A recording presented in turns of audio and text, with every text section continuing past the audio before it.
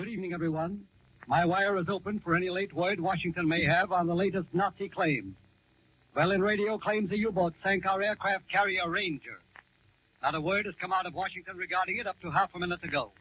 It remains an absolutely unconfirmed enemy claim. Germany, you remember, once claimed it sank our aircraft carrier Wasp, and it proved to be a lie. Germany claimed she sank our battleship Maryland off Brazil. It proved to be a British freighter and another Nazi lie. She claimed her U-boat sank an American cruiser off Norway, and that proved to be a lie. The Ranger is a 14,000-ton ship. She's said to normally carry 1,800 men and 80 planes. Hitler may be trying to mar our Easter holiday with some psychological warfare. Here's some news from Tunisia, late news. Another part of Rommel's army may be outflanked tonight. That famous hill known as 648, where there was such bitter fighting earlier in the Tunisian campaign, has been captured by French troops. It's 10 miles southwest of Pont-du-Pont. That's Rommel's last defense line outside Tunis. Nazi propaganda will try hard now to call it von Arnim's battle, in order to persuade us to forget it's Rommel's defeat. But I'll keep reminding you. The handwriting is on the rocky wall outside Tunis tonight. The final breakthrough by General Alexander's army may come at any time. He's cracking Rommel's most powerful line only a few miles outside Tunis. If Anderson's men make it, Tunis may be done for. Hitler would have nothing to show for his 2,000 miles in Africa, except Bazet. One surprise report from Tunisia concerns Lieutenant General Leslie McNair, one of our most brilliant commanders, in charge of all ground operations and stationed in Washington. He was on inspection in Tunisia and wounded Friday. His injury is said to be serious, but his chance of recovery is said to be fair. He's 59 years old. Lieutenant General Ben Lear has been called to Washington for temporary command in McNair's post. Here's one headline Hitler never expected. Allied armies are advancing tonight on the entire Tunisian front, on a front 140 miles wide.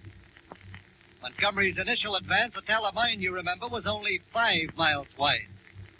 By that much have Allied troops hammered Rommel's men deeper into coffin corners. And here's another surprise for Hitler. General Giraud was a Nazi prisoner last October.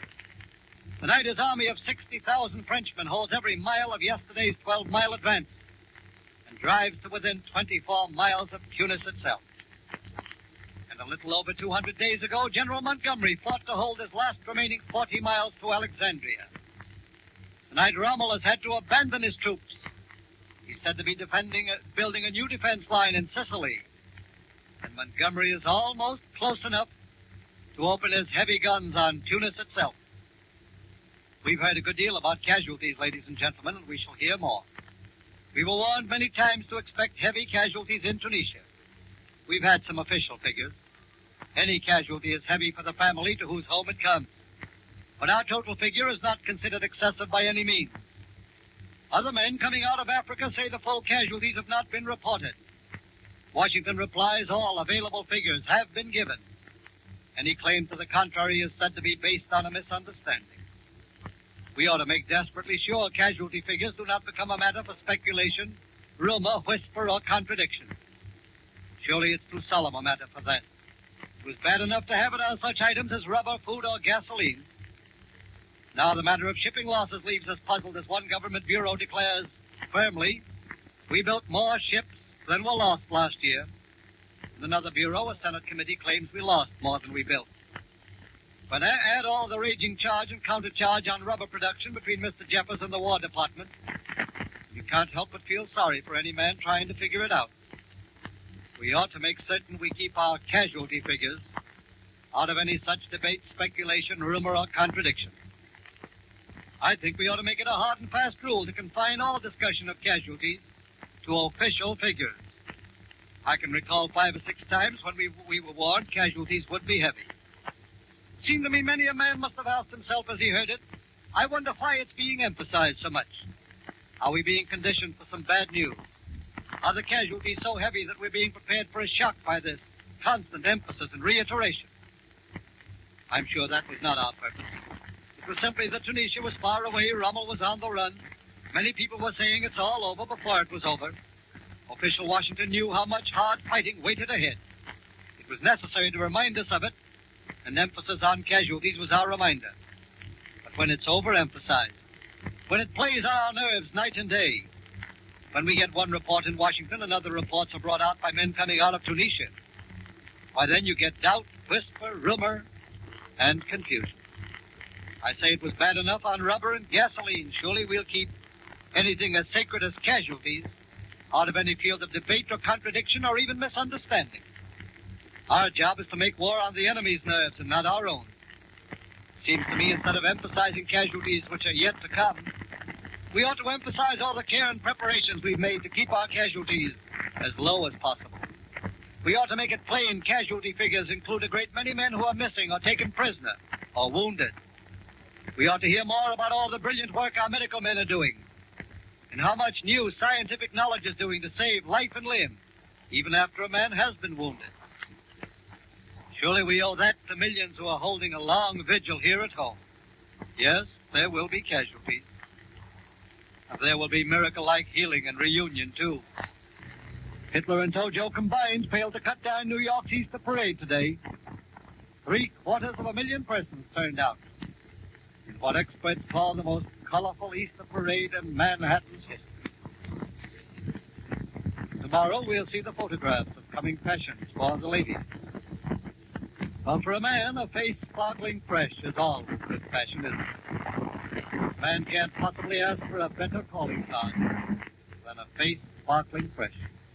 And Barbasol does leave your face sparkling fresh every time for its shaving at its best.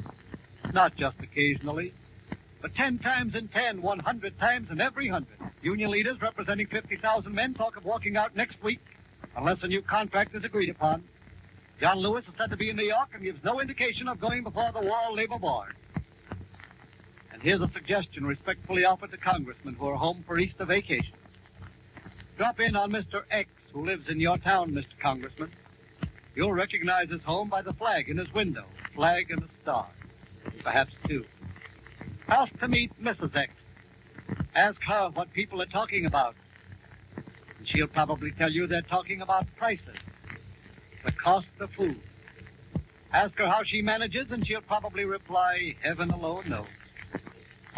For you see, Mr. Congressman, Mr. X is one of millions of Americans whose salaries are where they were 2, 3, 4, 5, and 10, and 20 years ago, whose cost of living has gone up shockingly high.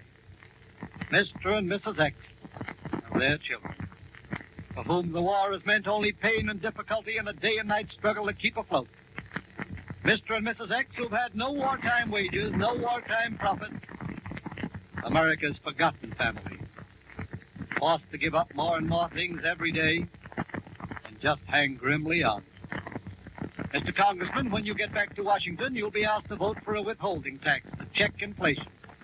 It's due May 3rd, according to reports tonight.